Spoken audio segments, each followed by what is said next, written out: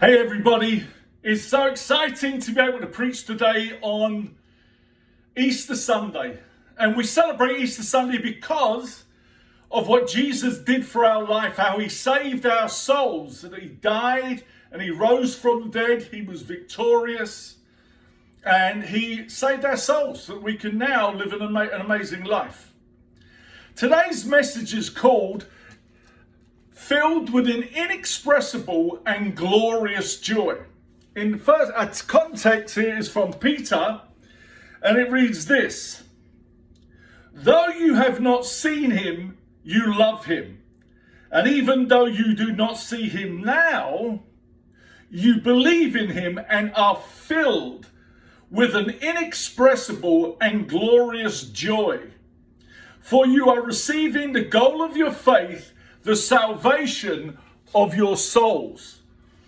What Peter is saying here is that he is saying our lives need to be filled with an incredible joy, an inexpressible joy. What does that mean? That means you just can't say it. When something is filled, you can't put more in. You can't put more. If you have a glass of water, you can't put more in that glass. And he said, when you understand everything about what Jesus has done for you, you just feel this joy like you can't even express it. You don't even know how to say it. It's just kind of a grunt, like, how are you feeling? I'm feeling. You know, the other day I saw they were interviewing LeBron James in the dressing room, and they call him the GOAT. Which the GOAT is the greatest of all time, is an acronym for that. But instead of people saying the greatest of all time, is in the dressing room, all you could hear is all the others players going, making a goat sound, which got across so much more effectively that he's the best of all time. When it comes to joy, Jesus says we have an inexpressible joy. We are the goats of joy, we should be. When you get out and you say, people say, how are you doing in your life? You go, I mean, it's just amazing. Why? Because Jesus saved your soul. You know, the second fruit of the Spirit is love, joy.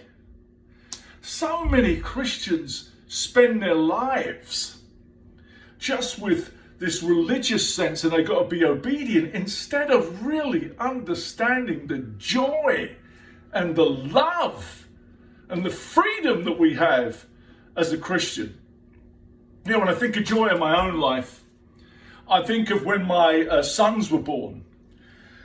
Each three of them, three sons were born. They were all 10 pounds. They almost came out like young men. But when I got them, like in the movie The Circle of Life, when Mufasa held up his son to God, it was like that's all you could express because of the joy that you felt in your soul. And with my three sons, I felt with every one of them that same sense of joy. It was like Another thing I really enjoyed in my own past was my relationship with my cousin, my cousin Thomas. His dad and my dad were brothers. His mum and my mum were sisters. So two brothers married two sisters. We had the same grandparents. We both lived in London. We were 20 days apart from each other, and we used to travel frequently on our summer holidays to Ireland together. And it was one of the most joyful relationships growing up, because the goal we had for each other was we are going to make each other laugh every moment. The idea is to do things to make each other laugh. And it was so much fun growing up with Thomas. It was so much joy. He would do things that would I would break out in hysteria, and it was so good to laugh and be joyful. Another great moment in my life was becoming an Irish boxing champion. I mean, that was just a really great, surreal moment, and it just filled you with this spirit of, hey, I'm very happy and very joyful about that. It really was. Today I want to talk about how do you get joy into your life. And you've got two points. First is your attitude determines your altitude. And the second one is you've got to burn to learn. The first one is your attitude determines your altitude. In other words, what your attitude is like will determine how high you will go in your experience with God. And a lot of people feel like what's really important in life is these different things that are going on that are concerning to them. But look what Paul feels like. Paul in 1 Corinthians chapter 3 has just an amazing spirit. It just is. He says this is who he is.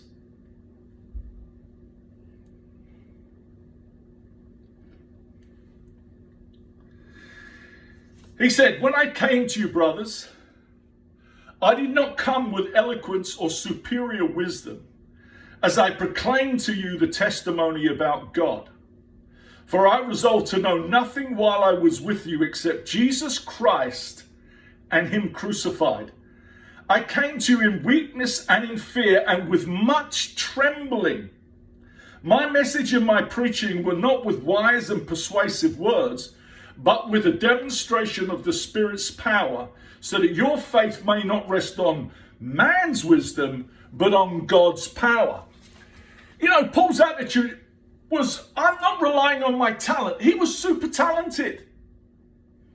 Paul was a genius. He wrote most of the New Testament. Any of you look at his writings, people are like, this guy was a genius. The depth he could get to, the way he could express himself, it was unbelievable. He was totally committed to God. He came from the Sanhedrin. He was just this very, very talented guy. Yet his life, he said, I don't know. I won't focus on anything else but Jesus Christ and him crucified. Because when I focus on Jesus and I understand that, I don't rely on man's wisdom. I don't rely on my talent. People see them from me, my weakness in my flesh, but they see something in my spirit that is of God and that people wanted him. And he said, I just don't want you to see human wisdom. I want you to see God. And Paul, believe me, that just doesn't happen. That's hard work to keep working on your attitude. And with that, then God does amazing things. You know, I thought about, there was a time in the past when I went to to Mount Everest, to the base camp at Mount Everest. And I went with a group of people that we went with. And the first thing you have to do is you have to fly into Kathmandu. And Kathmandu is amazing in Nepal. It's just a really beautiful city. We were in there at an orphanage looking at kids that we were overseeing. But then to get to the Mount Everest hotel, we had to get then on a plane in Kathmandu. Now, in Kathmandu, you know, it's not the first world. And so it's kind of it's different. We had to get into this plane. There was an old plane from America, but it was obviously used. And so and you looked between an aeroplane and a helicopter. And so we got into that and was like, okay, great. That's all right. So we got into that. And we were landing on one of the top 5 most dangerous airports in the world. And it's called Lukia in the Himalayas. So we were flying up, and why it's so dangerous is because the runway is so short. And the runway is made out of cobblestone. And so in we came, and we landed on this runway, and it was like, thank God we landed. But you know, you had to keep your attitude in check all the time to believe and have faith. Then you get out, and you had about 400 people standing around watching you. They're quiet. They're mountain people. So their NFL, NBA, their soccer, their sport they didn't have the television, the reception there. So their sport was to come down and watch the planes land and then see the strange people get out of the plane. Oh, look at their different colored skin. They don't talk to you. You come out and it's kind of an eerie feeling. Then We're not at the hotel yet. Then we had to get into a much smaller helicopter that could only take 4 people at a time, and that would fly us to a helicopter or a helipad below the hotel. And we would drop the people off there, go and get some more, and bring them to all our party was there on the helipad. Now we had to walk with our suitcases to the hotel. But which was really, if it was on a lower level, it would be 5-10 minutes walk. But because we had to acclimatize, we had to go about 30 feet, 40 feet and stop and rest for a minute or two. Then go another 30 until our body could just adjust to the altitude. It took us about an hour to get to the hotel. And then when you arrived at the hotel, it wasn't like it was the Ritz-Carlton. I mean, it's right up there in the Himalayas, and it's just a very ordinary hotel, very plain, ordinary hotel. So you get into your room, and then you do all that stuff that you need to just get yourself. Then you feel like, okay, we finally arrived. Then you're like, man, alive, we're flying to Kathmandu, we're to fly up the Lukia, we're to get on helicopters. There's almost planes, trains, and automobiles to get up there and get your attitude right about, okay, this is going to be worth it. A lot of our wives just wouldn't want to, they didn't come because they didn't want to come because of this. But once you got there, and then they had this place where out beside the hotel you could go out, and then now you stand and you see Mount Everest right there in front of you, and you see K2, and you see the majestic mountains that are God made, and they are beautiful. You don't take pictures because it doesn't justify it. And yet you look around and you see what majesty, what glory, what everything that God can do just by speaking this world into existence. You see his glory, his majesty, and you think, wow, how beautiful this is. You could not see that if you didn't get your attitude right to get to that place. In our life, our attitude determines a lot of things.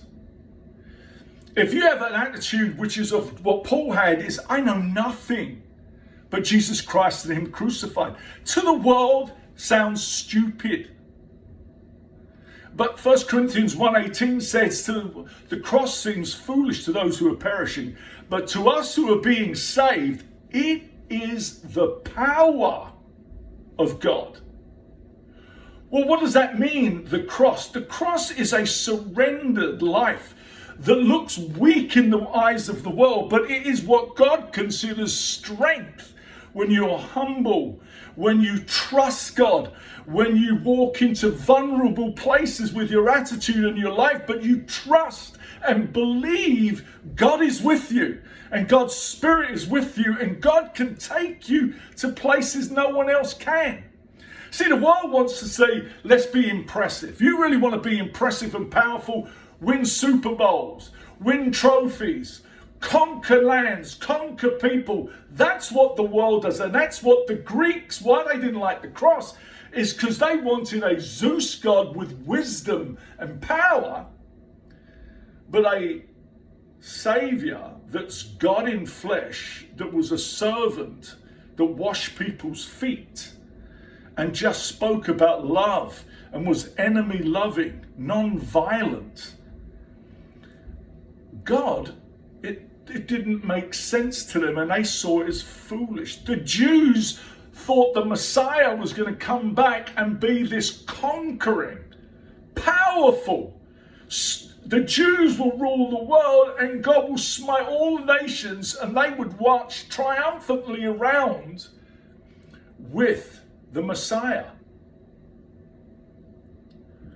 But when they heard that Jesus was the Messiah, and that Jesus knew the scriptures, but he lived them out, and he was about loving and caring and taking care of people.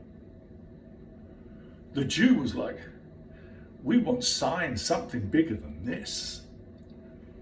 To them, it looked weak and foolish. What it tells you about God is God doesn't mind looking weak because he's not of the world. That's Satan's world. And Satan's world is intimidation, coercion. God's is love, care, kindness, purity of heart.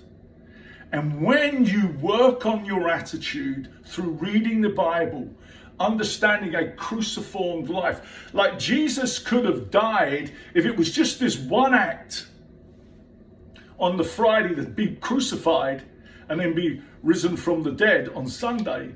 He could have done that when he was 13 years old, and that would have been done, the act. But it wasn't about just that. It was a life that led up to the cross. It was a life that helped people see God in flesh, God on this earth.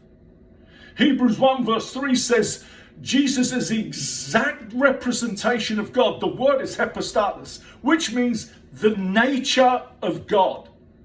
That Jesus was God-man. That he was God. It wasn't a part of God. It wasn't some insight of God. It was God's nature, which is kind, soft, caring, not what the world perceives. It's what you saw in the life of Jesus, and that God intended for us to live like Jesus, to imitate Jesus. And when you do that, you crucify your own life.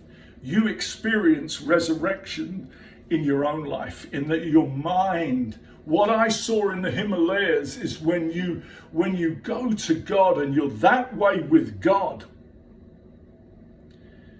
it opens your mind to seeing God.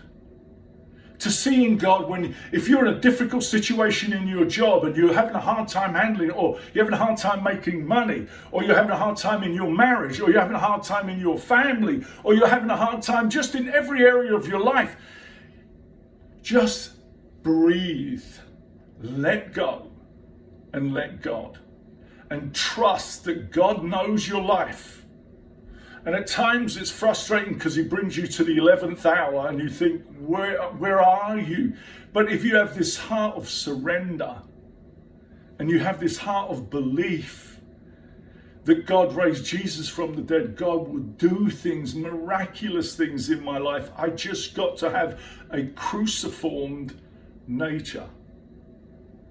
That is the attitude we work on. When you do that spiritually, you go to a place of an altitude in the spiritual world that you won't experience if you don't work on your attitude. My appeal to you is love the cross. Love, understand the cross. Study 1 Corinthians, the first few chapters. Study the cross and really get behind and understand how much God loves you. That he would do that. He would live a life on this earth to show you this is the way to live life. So your attitude will determine your altitude, and that will bring to you an inexpressible and glorious joy. The second point is you've got to burn to learn. Yeah, if you want to learn, we're always learning. The whole idea of life is to grow. And 1 Peter chapter 1, he says, oh sorry, not 1 Peter, 2 Peter.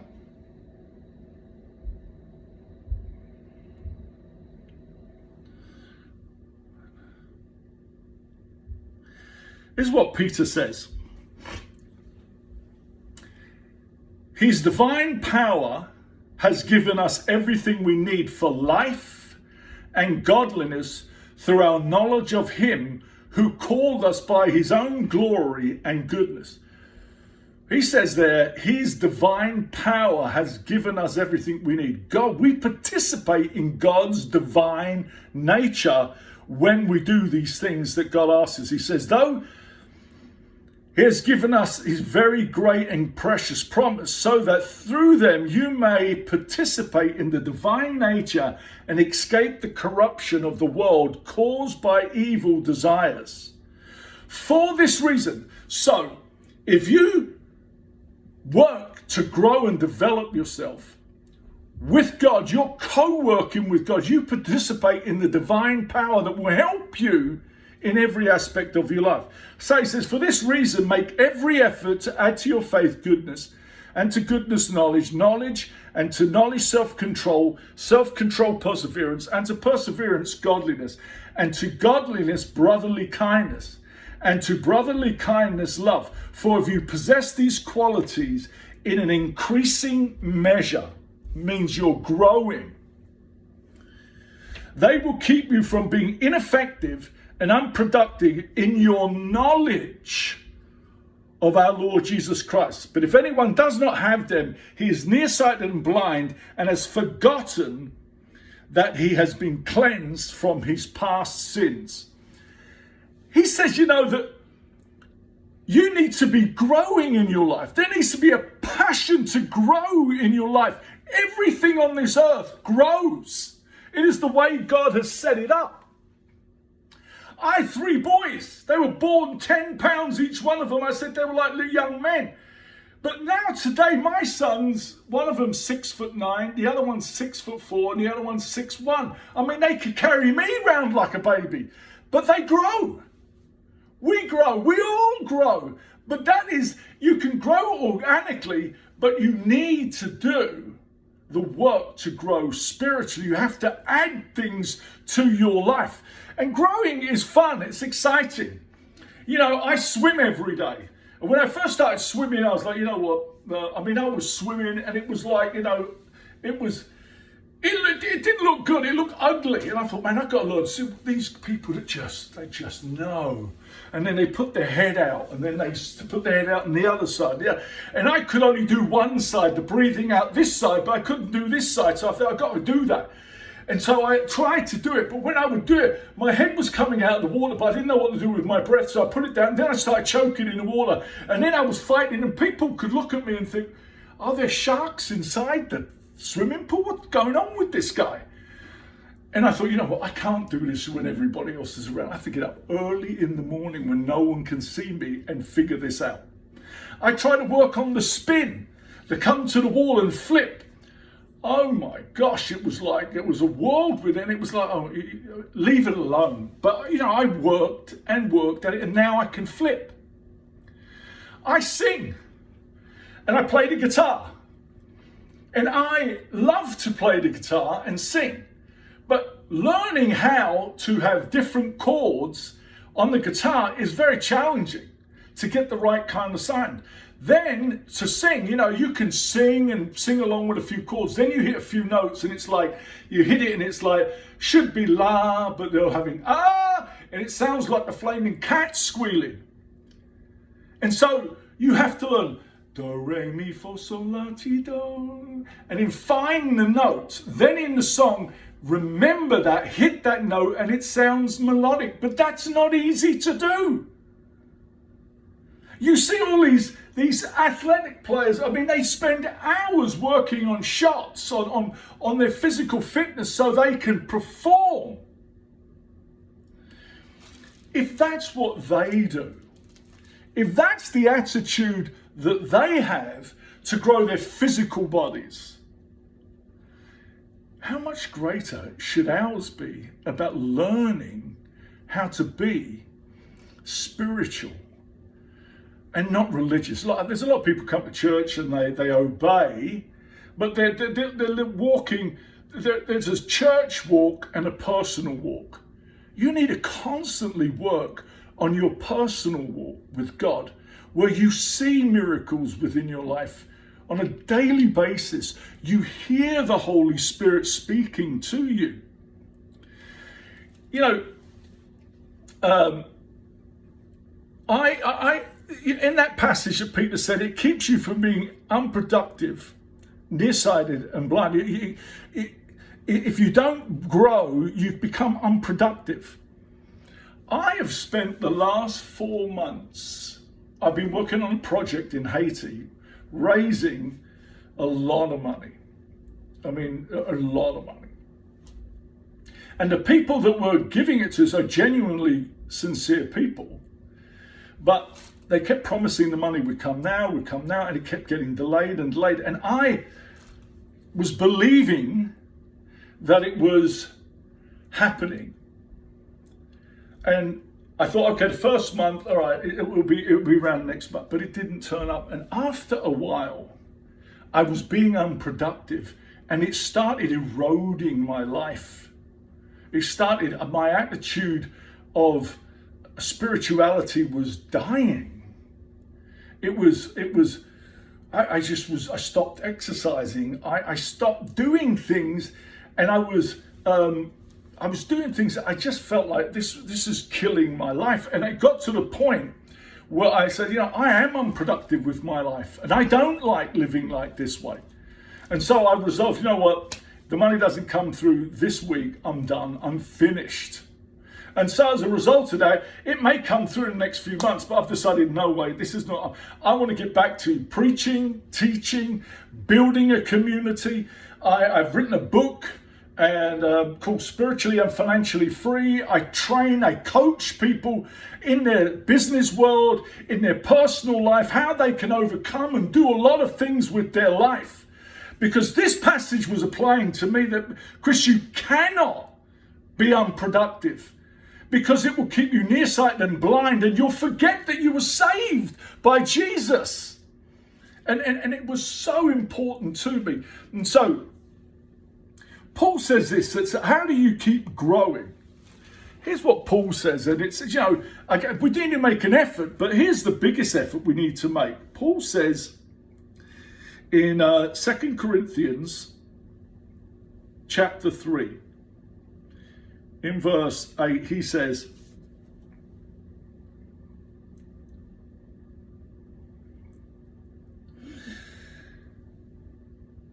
he's talking about when Moses came down from the mountain, his face was glowing, and it was a glory that was chiseled into stone. That was the Ten Commandments. And when he saw God do that, he came down, his face just glowed. It glowed so much that the Jews or the community couldn't look at him, because it was too bright. So they put a veil over his face so it take the light down. And Paul's like, this was just written on stone, and yet its glory made Moses put a veil on because it was too bright. And then he goes on and he says that the stones were going to wear, that truth was going to die because it was just on stone. Then he said, but whoever anyone turns to the Lord, the veil is taken away. We have a veil when we don't believe in God. We have a veil over our heart that blinds us from understanding God. Now the Lord is the Spirit, and where the Spirit of the Lord is, there is freedom. If you want freedom in your life, connect to the Spirit of God. Allow God to keep taking the veil off of your heart so you can see him more. He said, and we, who with unveiled faces all contemplate the Lord's glory, are being transformed into his likeness with ever increasing glory, which comes from the Lord, who is the Spirit. Paul basically says how to change is to contemplate the glory of God. With that, the more you see the glory of God, like when I was up on Mount Everest, you see the glory, you're in awe of God. And Paul says, learning to contemplate on the glory of God causes a change in your soul, causes a understanding of God. It causes it makes this, it forces you to change because you see the majesty, the glory, the richness of God, and you start to believe, I can do anything. I can achieve anything. I can really, with God's help. I'm not incompetent. The business world is a pie concept, and it's all about, if you don't perform, well, you're a small part of the pie you're going to get. You're not performing, so hard luck, and people will leave you alone. With God, there's no pie. That's Satan's world of coercion and fear. You are working with the maker of everything on this earth. All you need is to contemplate the glory of God.